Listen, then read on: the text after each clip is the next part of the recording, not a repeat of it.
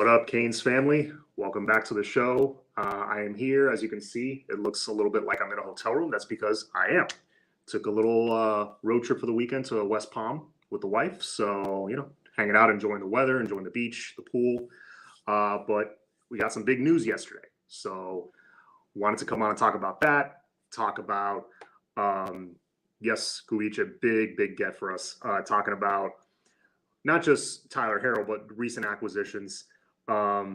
Got Mike McCoy on to join us and talk about that, and I'll bring him on now in a minute or so. But yeah, Tyler Harrell, that came as a nice, pleasant surprise to me. I was literally flipping back and forth, watching the Heat and Panthers back and forth. Both teams won, so I'm a happy man right now. And then I hop on Instagram for the first time in like 4 or 5 hours, probably.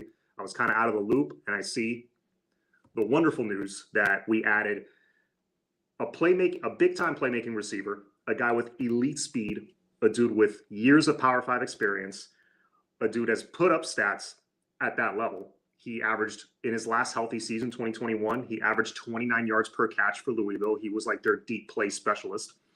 Kind of puts to rest, in my opinion, the criticisms that Mario cannot land a portal wide receiver. He went out and got one, and in my opinion, a very, very, very good one. So here to talk about that, let me bring him on. My friend, what's going on, sir? How are you? I'm good, man. Thanks for having me on. It's been a very long time, so I appreciate the invite. It has been a long time, I know. We always have great chats about the Canes, and I'm like, you know what? It's been a minute since I've had it. I think it was before 2022, before that disaster of a season started. I think it was like in the off season. It definitely was. Yeah, but yeah, man. I was gonna have you, like, the original plan was to have you come on and talk about some of the other portal guys, AJ Allen, Jadaeus Richard, obviously two very talented dudes. They were 4 stars coming out of their respective classes a couple of years ago. They were at positions of need, but then all of a sudden we get this awesome news. Finally, an elite playmaking receiver. What are your thoughts, man, overall? Because it's been a minute since I've talked to you. Just like Mario's approach in the offseason, just flipping this roster. Like, how are you feeling about all of it? I'm going to answer a whole bunch of questions, a whole bunch of thoughts, definitely, kind of jumble them all together. But Mario's approach, like, I think the biggest thing on this roster since he took over, not necessarily was lack of talent or anything like that. And then obviously depth was exposed, especially with all those health issues that the roster had. But, I hate to beat a dead horse here, but culture, man. People talk about it and this and that. Oh, it's not that big. Yes, it is. And I think that him reshaping the roster has more to do with that than anything else. Not to say that speed at the wide receiver position wasn't a big deal. There was talk there for a long time that guys weren't able to separate. So I'm not saying that wasn't, didn't need to be addressed, or O-line play, stuff like that. But when guys aren't on the same page, okay, nothing's going to work. Nothing's going to work. A big deal of these New England Patriots rosters that Belichick had over the years was guys buying in. A guy said, this is my role. This is what's going to take for me to win. This is what's going to take me to get a Super Bowl ring. All right, I'll do it. And, Mario needs those guys, and they need to be from top to bottom, seniors, juniors, leaders. And so I think he's taking that approach in the portal. And I think he's taking that approach with coaching hires as well, because, on paper last year, when you saw those hires, you couldn't say that, damn it, that is like a top 2 coaching staff in the ACC, maybe top 5, on paper in the country. We all saw how it, fizzled out. But at first reaction, you couldn't say like, oh my God, like, look at this. So I think he's filling needs, because that was one of your questions. I think he's filling needs more like, okay, forget the big name guys. And he was kind of late. I don't know if it was, late, if you want to say, but after everybody else was making big name, gets and everything like that. And I was okay with it because he knew what he wanted. You know what I mean? And, when you're on with Flo says all the time, like, Mario's not going to overpay whenever it comes to the NIL thing. So people were talking about that and being a big deal and what have you. And obviously the stuff with Ruiz lately, I don't know how much of that is true. But at the end of the day, we're not going to know how it looks until we see what it looks like, right? Harrell, I love to get, local kid wanted to come back. But honestly, what my reaction was, I was like, I wish we would keep these guys rather than have to get them on the second round or Hmm. third round. Give me a second. Give me a Yeah. second. Hold on. No problem. Had to scream at some kids. Sorry. No Um, worries, man. But I love that he's back. This is a guy that I think it shows what our offensive coordinator is going to be all about, right? Hmm. He needs somebody to blow the top off the defense, and then maybe work some underneath routes or whatever the case is, and then he's going to play to his strength. And none of this is going to come together unless the offensive line gels how we hope and think it will. But I'm excited for Harold, mainly because obviously the speed factor, the home factor, and I think it obviously adds depth to a receiver room that, it's going to push these guys, man. It's going to push these guys to want to get on that field and stay there. For sure. And you touched on an important point that, man, I wish we can get these guys right off the bat, and Tyler Harrell's one of those examples that he outplayed his initial star rating. He was a 3-star coming out of high school, but clocked at like, supposedly, you hear these stories, who knows if they're really true, but clocked at 4.19 at one point, like just stupid, ridiculous Yeah, speed. no, it's But we didn't get him for whatever reason. But I think look, obviously, yeah, I want to keep every South Florida skilled athlete here every single season. But this is something I don't think enough people address. You got to put some wins on the board first. Yeah, you can't be going 6 no. wins, 7 wins every year if you want to get the Joey Bozas and the Amari Coopers of the world, like the elite first rounders that were homegrown. Right. If you want them to even look in our direction, you got to have some 8, 9, maybe a 10-win season here and there. And in my opinion, I think we talked about this. I think that's where player development comes in. Oh yeah. And we've lacked that. No, we've not lacked that. It's been completely gone the last like 18 years or so. Yeah, like, would you agree with that? Like, how much stock do you put in just like initial star rating, or do you put like, no, if it's a 3-star willing to work hard and bust his ass, I want that dude because he fits the culture and we can develop him. Like, which is more important to you? I remember asking Bluestein a couple years ago, like, what's more important, getting a local guy that is obviously, if a local guy's balling here, he's going to be nationally recruited, right? Like big time. So is it more important getting a local guy that is highly recruited, that has so many offers, it's just like I can't miss, right? Because they happen a lot and you're not going to get all of them? Or is it important to get the guys that want to be here, maybe weren't as highly recruited, not a scrub, but they're not that 5-star guy that Notre Dame is drooling after, Georgia, Ohio State, USC, whatever. And then he was saying, obviously, the culture guy and, whatever. But to answer your question about, if stars matter, to me, I'm on the fence about it. I really, it's all about what a guy wants to get out of his career, man. Like, if you're willing, and again, I know this doesn't exist anymore, at least for most kids, and for most, I say, I don't know, 95% or above. I don't know how much is going to change in the future, but a kid that says, I want to go to that program there because that's where my heart is, and I know that they're struggling, but I don't care, Duke Johnsons of the world, those are the ones that you can't miss, okay? Those are the ones that you can't miss, because look what he ended up doing. Yes, he was a 5-star guy, I get it, and he wasn't that lowly, whatever, but he could have went anywhere he wanted, and he came here. And at a time where he knew he wasn't going to play in a bowl game, this, that, and the third. So stars, they matter to a point. I think it depends on the situation where you're going to, honestly. And honestly, it matters. We're gonna see how good this new Manning is at Texas. Apparently, his spring game didn't go so well, but we'll see. But everybody knows what his story is. He looked like a superstar amongst 8-year-olds, right? Yeah. But player development, to talk about that, there was a point. I pulled it up while you were talking about it because I wanted to remind myself. And it was the class that we landed James Williams, which I believe was 21, if I'm not mistaken. 21. Leonard Taylor. Yep.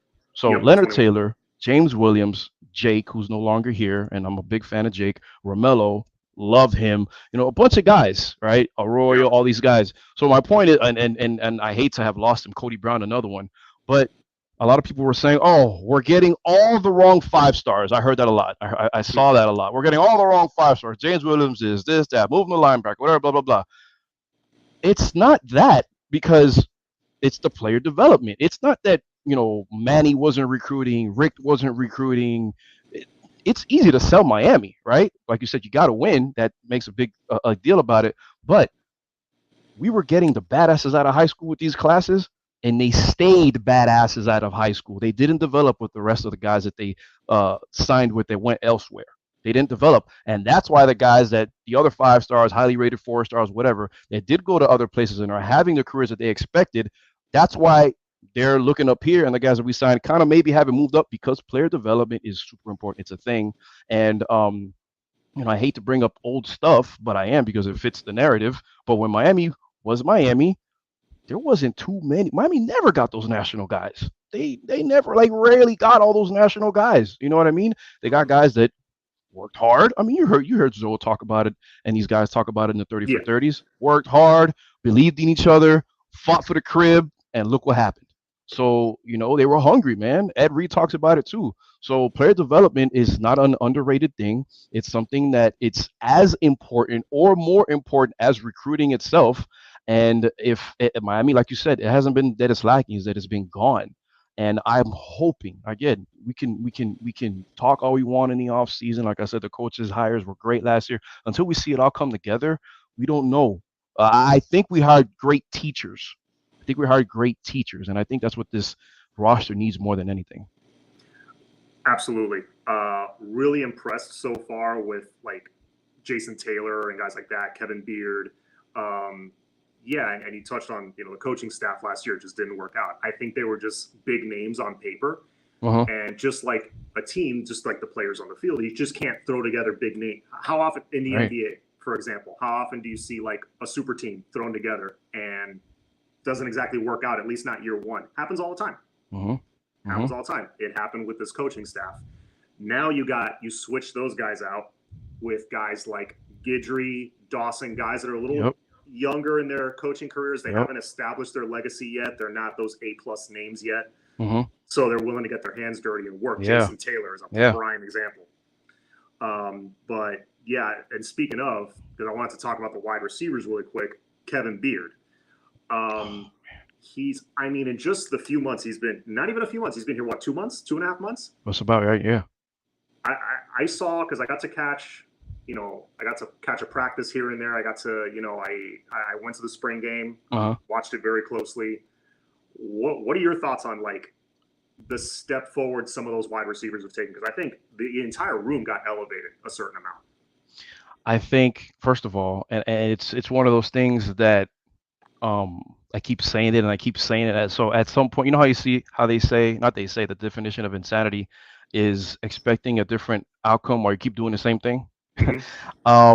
First of all, I think Miami is doing something completely different, because look at what people said Mario wasn't going to hire, what he wasn't going to change in terms of his type of offense, right? And he went out and did it. Like, look, this Mario's willing to open it up. Mario said, people were saying, he's stuck in this, prehistoric offense or whatever, his way. He did that. But the receiver room, I think that Beard's presence by itself is bringing those guys together because they like him. And we've seen him do it here before. We've seen him coach up guys here before who did. I think he was here when Ryan Moore was the receiver. I think that was around the time that Kevin Beard was the coach here. Maybe the chat can help us out. I can't remember for sure. But his first time around, the receivers, I thought the receiver play was at least halfway decent, But I think the biggest thing about the Beard hire is that, he's been here before, been here, done. He played here, and a lot like Mario, like a lot of people were saying, the difference between one of the bigger differences, hundreds of differences between Mario and Manny, was that Manny never really played. But when you hear the same message coming from a guy that's been there, done that, especially at that school, won championships, went to Bama, learned from the best, built a program in Oregon, and they're still reaping the benefits of his recruiting, I think it hits a little different. And I think that's why guys are buying in more, because he knows how to relate to the guys. He knows how to relate to the players. He has good relationships with them, and he's proven to get results. That's what my thing. The biggest thing is with Beard, and he wasn't a scrub either. I mean, one of the biggest games I remember about Kevin Beard was when Miami came back against Florida at home. He had a big catch in that game. So it's not like if you're getting advice from a guy that doesn't know what the hell he's talking about. So I love the Beard hire, and I love how the guys are um, moving in that direction. But again, I think the identity, or not the identity, the issue with this team is like what they're going to be capable of doing. These guys are talented. It's between the ears with them, man. Oh, 100%. That's been the biggest thing lacking is culture between the ears. Like getting the guys that are right up here. O line, for Yeah. example. It's Mm. not like people talk like we've been getting nothing but 2 stars on the O line. That's not true. It's not true. Remember Kyleon Herbert, like highly Yes. rated 4-star. And you Yes. remember Yes. we think Navon Donaldson. He got off to a Yes. great start, freshman All-American, then kind of dropped off. So Yes. you've had Casey McDermott really didn't take off until like the very end when Rick got here. So we've Mm-hmm. gotten high end, not all the time, but we've gotten every class. We've gotten at least one like big time tackle, and they haven't panned out for whatever reason. I remember, I think it was 2016 was Rick's first year here. We went to a bowl game, we won it, okay? And then I was either that class or the next class right after. I'm trying to find it right here. Hold on. People were saying, "Oh, he did a horrible job recruiting the O line." Are you what? Tell me who your supplier is because I need to know. Because he didn't do a horrible job recruiting. Go look at the classes. Go look at them. You just named. Okay, this is the 17 class. Donald, strictly speaking, O line. Donaldson, right? Mm-hmm. Kaleon Herbert. This is all in the same class. Two, Zalante Hillary was a depth guy, okay, out of Georgia, right here. He was a 3-star guy. There was another one. Hold on. This is not the class I'm talking about. It's the next one. Gainer. I thought he was going to be a lot better than he was. Maybe he's doing better at North Carolina. But this is not the class. This is it right here. It was the 18 class. Check this out. Listen to these. By the way, it was ranked 8th in the country. The class that had Reverend Jordan and Lorenzo Lingard brought in DJ Scaife, who was on an NFL roster right now. Whether he didn't get drafted or not, it's your deal. DJ Scaife. Who else? Cleveland Reed was a big battle between Miami and Florida. Miami won that one. Okay, 4-star guy. Both were 4-star guys. There was another one, John Campbell. Okay, not supposed to be a 3-star guy from Orlando, Dr. Phillips in Orlando. That was a guy that was a name that a lot of guys wanted, and I don't think that he got the star rating that he deserved. 3, and there was 3. And then the class before that, you said Donaldson and Kaleon Herbert both were 4-star guys. It's not that he wasn't recruiting the O-line. It was the player development. And, you and I have heard stories from the people that we know about certain O-line coaches that didn't do a good job communicating with these guys. And they straight up didn't like the man, right? So not the case now with Mirabal, but that goes back to what we were talking about earlier. Like, what do you mean they weren't recruiting the O-line? Yes, they were. They just weren't getting developed. They stayed at great badass players in high school at the college level, and that's been the problem with Miami.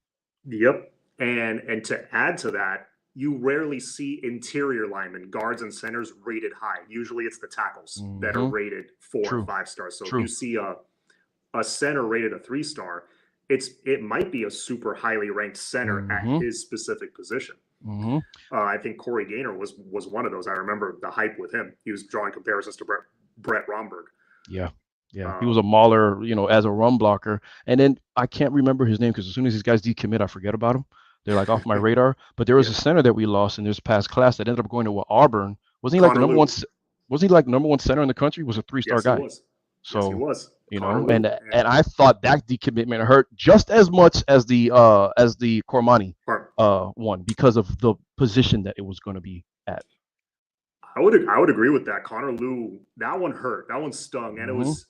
I think a big part of it was, I think it was something out of our control. He wanted to do a specific aviation program that Auburn had that we didn't have, which, it happens. Got to respect it. Yeah. You got to respect it. I mean, that's why we landed Chad Thomas. We have a superior music program than Alabama does. Yep. But yeah, no, and you were talking earlier, back to the wide receivers, Kevin Beard, Ryan Moore and Kevin Beard played together. I was looking it up just to make sure. Okay. Ryan Moore, big time, that's 5-star in like 03. From Orlando, he had, in Kevin Beard's first go-around, he had, I remember, Rashawn Scott, who I think was a 2-star recruit. Oh, man. And Rashawn had a decent year that year. I remember he made some plays. There was this one play that he made. Jalen Ramsey looked silly. That play. Yeah, and Stacy Coley, he kind of floundering, and Stacy Coley kind of like went back up after he got his coaching. He did. Who else did he have? So was Barrios? Barrios was the slot receiver. Yes. But he didn't have like a star-studded receiver class, but he squeezed something out of it. That was the year that was Brad Kaya's sophomore year, in my opinion, his best year. That he put on the best numbers. Is that the year? Was this Rick's first year? That was this was 2015. This was Golden's 15. last year where he got fired. Okay. Coach Larry Scott took over. Okay. We ended up finishing 8-5, if my memory serves me right. That Duke miracle play, yeah. Yep. Okay, I remember. But our offense was solid. Kaya, that was off that year was when he got like the Heisman hype.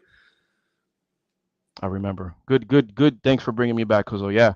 And then so the very next year was Rick's first year, and you were talking about Coley. People were, hot and cold with him. But if you go look at his career numbers, he ended up having a very solid career. And then Rick's second year here was that. I remember I was at the Florida State game, broke our heart. We couldn't convert on that extra point after Coley caught the game-tying touchdown pass. What would have been a game. Yeah, should have been. Amazing play. So yeah, man, those receivers, man, I liked them. And despite what people were talking about our offense, it was easy to read. It was pretty much just go get the ball or whatever. But them being, when I say them, I mean the receivers now, knowing that they got a guy that's true you and been there and done the work, I think that's a big deal, and he knows what the hell he's talking about. Absolutely. And I know in the chat they were bringing up, we're gonna have some speed for days and at the wide receiver room, because I don't think we're done. Shamar Kirk, as you know, is supposed to announce today. If anybody in the chat has more insider information than I do, can drop when he's announcing. Usually they announce in the evening. That's been the trend. But I think go ahead. No, go ahead and finish. I want to hear your thought. No, because I know he's supposed to announce it sometime today, because he's graduating from his junior college today. Right. That's what I heard. I don't know what time he's supposed to announce his commitment, but all signs so far point to Miami. Mm-hmm. You give me him and you give me Tyler Harrell, I am good with what we already have. With the step forward all these guys took, I'm good. I'm good too. You agree? The only two things. The only thing that I want to see more, and this is no indictment on Mar, this is me not being armchair quarterback, anything like that. Even in the video games, I loved recruiting those 6'3" and up receivers, because like not necessarily that they have to be freaking running like deers, okay? But Miami's struggled in the red zone for a while, right? And for whatever reason, anybody in the chat, you don't believe me, go look at the tape. For whatever, as much as we like Lashley's offense, some of us like Lashley's offense, the guy refused to throw fades in the red zone.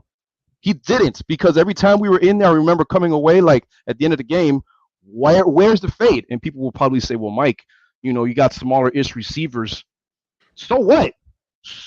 That to me, that doesn't matter. And if you want to get creative, you could have easily put a Mallory out there. You could have Brevin Jordan out there. These guys were, you flank them out wide. It's a freaking jump ball, for crying out loud. I've seen burials with jump balls, but that's the only thing I want to see more at the receiver room. Give me some more height there. But like I said, that could be masked with, because we kind of have interchangeable parts between tight end and receiver, Skinner being that guy. And then I'm glad you brought that up, because you brought up the comment earlier, and this is the second thing I was going to bring up, because I saw that in the chat.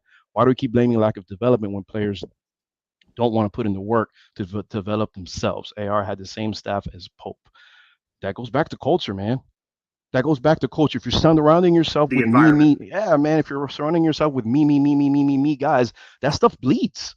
It bleeds. But I'll tell you when it doesn't bleed, when it starts at the top, because you and I both know, we've heard some things that Manny let some things slide, man. A lot of things slide that were unforgivable. And I'll be the first to admit, I defended Manny to the end, because I did. Because he did a lot good.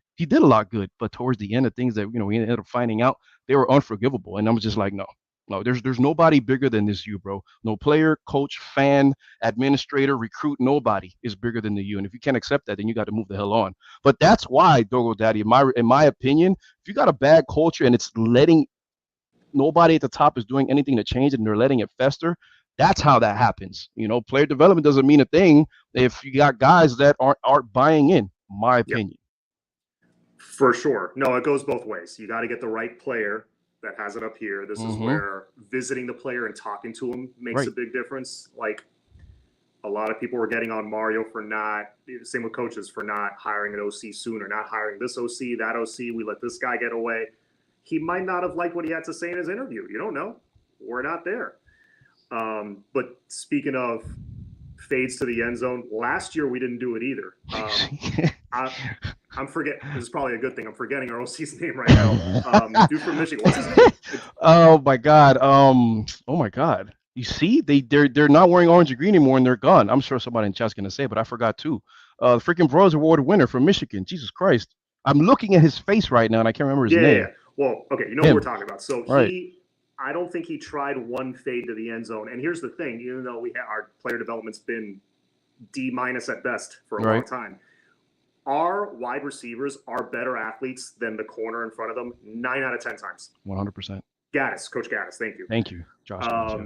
And I remember one specific play because Amon Richards was what, 6'1", maybe 6'1.5"? If that, yeah. If that, I think 6'2" stretching it. Yeah. Not small, but not big. He wasn't. But there are some guys that they just make what I call the "I'm better than you" play. Yes.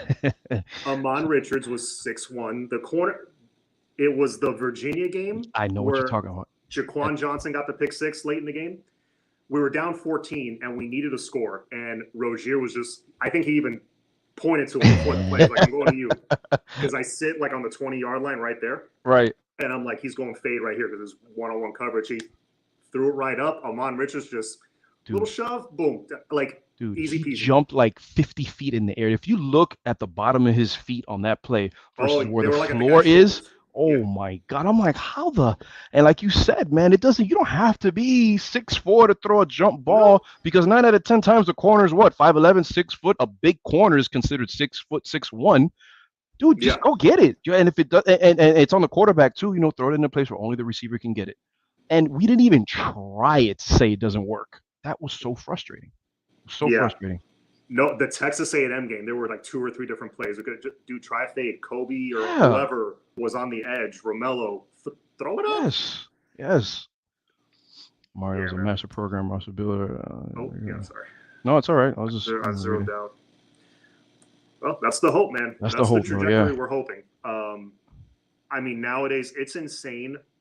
I feel like back in the day, you didn't need quite as much depth as you need now because I remember the 01 campaign. Our receivers were obviously Andre Johnson, Jeremy Shockey dominated the pass game. Right. You had that combination of them too, but then Daryl Jones.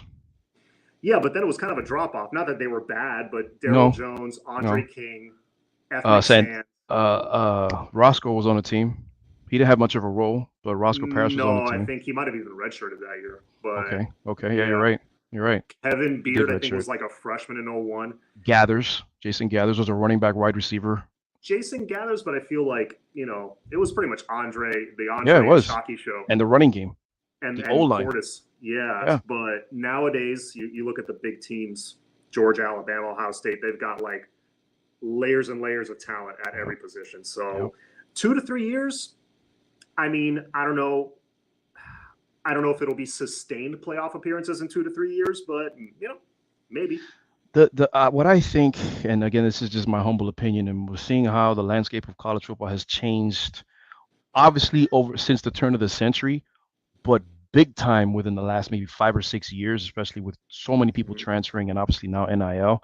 You have to have depth because your roster is not going to be the same next year. Because guys are going to want to play. Guys are going to want to play. Guys are going to want to get paid. Guys are this. Guys are that. Give me 1 second. So since you don't know who's going to be here, you got to have the just in case guys. How many college athletes are going to be, I'm here just in case he leaves? That's the game that you got to play. And I think Mario manages rosters very well. I think he knows what's up because the thing that I love about our coach is that he's 3 steps ahead all the time. Okay, everybody was making a big deal about losing T-Rob. Look who he replaced him with. He just go pluck the freaking cornerbacks coach or secondary coach from the national champion, right? And he did it with a quickness. And to me, it was an upgrade. So Mario's always 3 steps ahead, so I'm not worried about that. But you got to have depth, man. You at every position. Yeah, no, I've been saying it's in this new landscape of college football. Every single player on your roster is a free agent 24/7. It's kind of scary. I hope they put in some rules to kind of corral that a little bit. But it's weird, man. Like they technically can literally all step out on you tomorrow. Yeah, Like yeah. it, And it's and then crazy. the other part to the comment about 2 to 3 years is, I hate to say it, but we're gonna talk about it at some point throughout the season, especially if the season is going south. And it's probably gonna be a 50-50 battle amongst the fan base, but like how much do you blame on if Miami ekes out 7 wins? Because I'm thinking 8 wins should be the floor. But let's say it doesn't go that way. Like, how much do you blame on? Oh, it's a new system again. It's a new. I get it, but I don't. It's only year two. That's number one. It's only year two. Yes, this is new staff, offense and defense. The culture issues hopefully are done and over with because we got a militant at the top that does not play. And if you're here, you know what to expect from him because Mm-hmm. I'm sure he's addressed it. So Yep. it's like, you know what I mean? And look at the type of coaches that Mara got. He, like you said, he didn't get the splashy guy. He got the guy that's working his way to the top, and Yep. then the guy that's working is probably going to stay there long enough, right? And then people say, well, if they're gone, that's a good thing. Yeah, or is it? You know what I mean? If they're gone, it's a good thing, meaning we did well that season because they're wanted. So I look, Alabama was good for a long time because they had continuity on their staff. And then all of a sudden, Nick Saban has been having to replace coaches, and they're still good. So it's like, how much of an excuse is it? To me, if Yeah. Mario has a subpar year, I'm not that I'm fine with it, but I don't think he's on the hot seat at all, not even close to it. That's how I Yeah. feel. I I don't. I think he's only on the hot seat if we have like another 5-7 season. If it's like a disaster, Yeah, but I don't see that happening. I no, expect a lot of improvement, and I think we're going to get it. And the example with Nick Saban, I think he's established. He's got a factory in place. He's got a system in place for the past. I mean, he's been there 16 years already. I would say for the past like 8-9 years, the second half of his okay, tenure, he has his system in place, so he yeah, can cycle out yeah, coordinators all he wants. But when he was yeah, building it the first like 4 or 5 years, that would have hurt him. mm-hmm, So in this stage, yeah, I agree. Like you said, he's thinking a few years ahead. mm-hmm, Guidry, I can bring. He's not a big name. I can bring him in now. He's done some things already. mm-hmm, Of note, he was going to a Tulane program that was on the rise. mm-hmm, If Guidry could stay here 4 or 5 years, and he doesn't mm-hmm, have to shell out $2 million a year for him, so I mm-hmm, think that was very smart. mm-hmm. But yeah, to answer Chris Gonz's question really quick, guys, how the recruitment of Josiah Trader at Chaminade going? I mean, it's very far away from signing day, but I know everyone I've spoken to is between JoJo and Jeremiah Smith. JoJo is more the favorite of us to land. Kid's an absolute stud. I love Yeah, JoJo. Jeremiah, we're going to have to really impress on the field. We're going to have to win like mm-hmm, 10, 11 games to have a chance mm-hmm, with him. mm-hmm. Yeah. I mean, let's face it, man. I was talking to Brian Monroe a couple years back, and he was saying, like, let's be honest, man. Like, guys now they're coming out, and not now. It's always been the case, but more so than ever. Am I gonna play? Am I gonna win? And now this is before NIL that I was having this conversation with him. Now it's how much I'm gonna get paid. So three things: Am I gonna play? Are we gonna win? And how much are you gonna pay me? Yeah. So and they want it now. They want it now, and so it sucks. That's why when you get that guy that's just, all right, I'm gonna stay here. I'm gonna work. Man, you're blessed as a coach, and you hope that it rubs off on the guys next to him. And if you get enough of those guys, those culture guys, bro, the sky's the limit. Mm-hmm. No, absolutely. We got some record predictions: 8-4. If O line holds up, TVD can make those throws. Limited Yep, picks. yep, We'll go. Yeah, a lot of it's going to fall on TVD as it normally does. A lot falls on the yep, quarterback. Eight and yep. four, possibly 9 wins. I can definitely see that. I've always believed to reach that 8-9 win mark that we've been chasing for the last few years. Right. Miami just has to not beat themselves, and they can get that. Yes. Even last year, there were so many games that we lost 7 of them, but there were a few there, minus Duke and Middle Tennessee State, because those they kicked our ass. Right. Let's just call it what it is. That they like Texas A&M, a play here, a play there, and that's not cliche. It's facts. Go watch the game. Go watch the game. Yeah, Jacoby George doesn't get tripped up by a shoestring. He's scoring on that play down the sideline. He faked the guy. I watched that replay and I still get faked out with the move that he put on the dude. It was ridiculous. And yeah. so I said that to say what? I was setting that up for something and I forgot what it was. But I was gonna say, look, man, I know it's 2023 and a lot has changed in college football, but it's still football. And I get it. Our offensive coordinator loves to air it out, but he knows good and well that Mario still wants to run the ball. And then Mario obviously was uh lenient enough to a little bit change his philosophy on things. But if we can't run the ball, we're going to be one dimensional, and people know we're going to be one dimensional, and that's it.